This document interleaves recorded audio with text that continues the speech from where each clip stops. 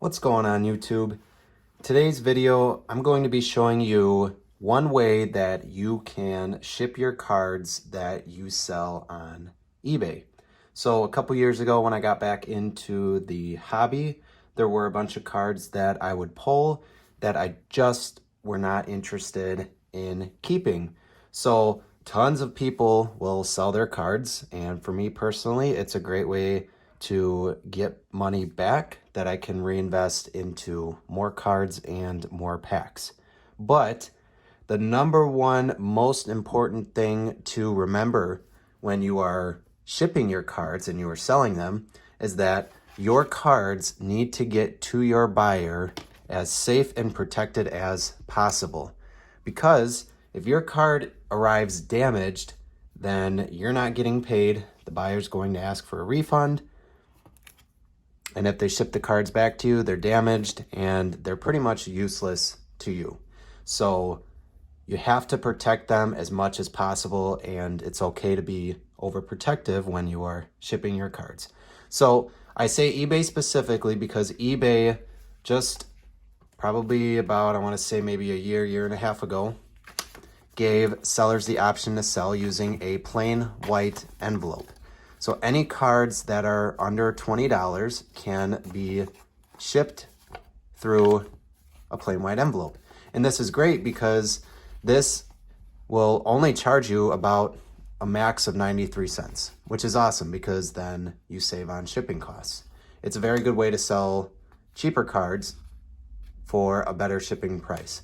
Otherwise, you have to use a bubble mailer, something like this, to ship and sell with first class packaging. So I'm going to show you both ways. So me personally, any card that I value or sell or price at $5 or less, I will use a plain white envelope. Anything higher, I will use first class. It's just my personal preference. So first, I'm going to show you the way that I use plain white envelope. All cards that I sell will have a sleeve. Every single card will have a sleeve. Now, if you're selling a ton of cards in bulk, just a bunch of base, things like that, maybe you don't have to, you can. But if I'm selling individual or a couple, they all have a sleeve. So what I'm going to do is I have these cardboard cutouts. So all you need really is a piece of cardboard, a cardboard box, anything like that. You can also buy these probably on Amazon or eBay that are already cut out for you. But you're going to cut these out. And the reason why I have these is that these are a little more sturdy, so it gives your card a little more protection. Okay. As you can see, the cardboard is a little bit bigger than the card. Okay. You don't want any edges or any part of the card sticking out.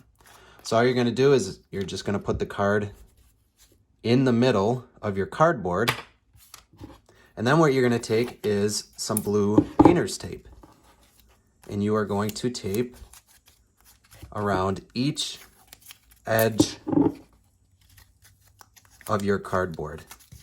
Now, the reason why I'm using blue painter's tape specifically, and you'll find that the good majority of people in the hobby use blue painter's tape, is that it is very easy to come right off.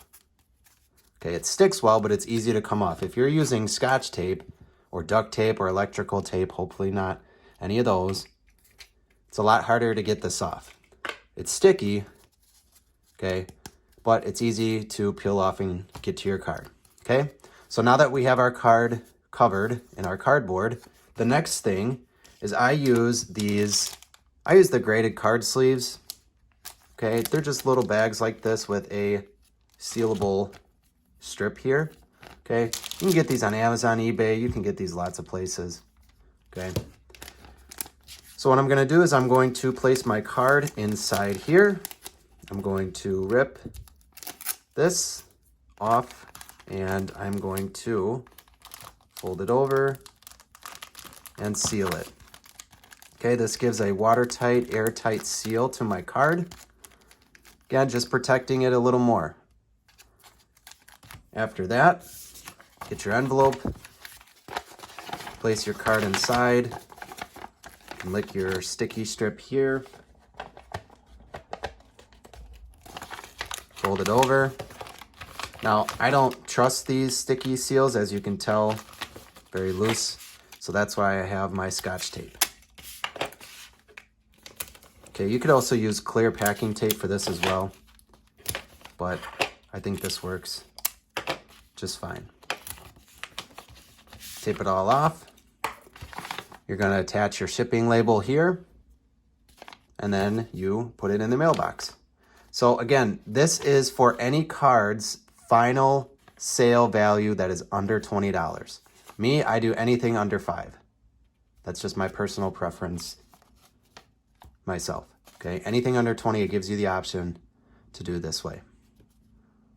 This is only right now for eBay. Everything else, if it's $20 or more, or you're doing Mercari, Facebook Marketplace, anything else, you have to use first class. So I have these bubble mailers. I got these in bulk off of eBay, pretty cheap. These are pretty nice to use, okay? So if I'm using first class bubble mailers, I'm probably going to use a top loader. So this card already has a sleeve on it, okay? And then what I'm going to use is a top loader. Again, it's a little more valuable of a card, so I want to protect it a little more. So what I'm going to do then is I'm going to take my blue painter's tape and I'm going to put a piece over the top. And the reason we use this over the top is so that your card doesn't slide out, right? We don't want that to happen again. That's going to damage the card. You just never know, okay? And again, the reason we use blue painter's tape is because it is very easy to take off once your buyer gets the card, okay? And it also doesn't leave any residue behind, which is important as well. Please do not use Scotch tape at all. Don't use any other tape. You really should only be using blue painter's tape. You can get this at almost any store. Use blue painter's tape. It's only a couple bucks. It's a big roll. Please use that. Scotch tape, hard to get off, leaves residue. It's just a pain.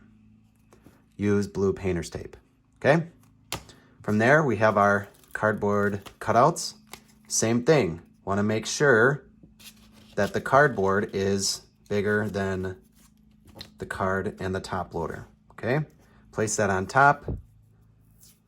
We're going to get our blue painter's tape out. And we're going to put it on all four corners. Again, we want to make sure that nothing is moving around. So if your card's moving around, chances are it could get damaged, okay? Same thing, kind of like we did with the plain white envelope. Okay, we're gonna put it in our team bag. Peel off the strip. Seal it down. Okay, have that airtight, watertight seal. Gonna take our envelope, slide it in, fold it over, and now we have our card in our bubble mailer. A little more protection because it's a little more valuable. Price of the card was a little more. Put your shipping label on top and there you go. So this is the process that I go through. I learned this through watching YouTube videos. I see people doing it very closely, the same that I do. This is just how I learned. Sometimes it's a little different when I buy cards, but in general, this is what you'll find.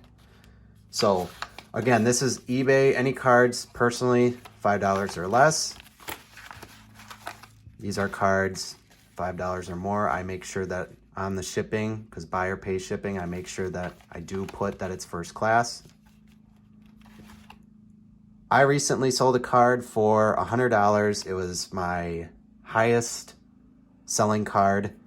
Only thing that I would do different is that with it being top loaded, I will also put it in the team bag with the cardboard, and then I'll wrap it in bubble wrap and then put it in a bubble mailer that's actually a little bit bigger than this.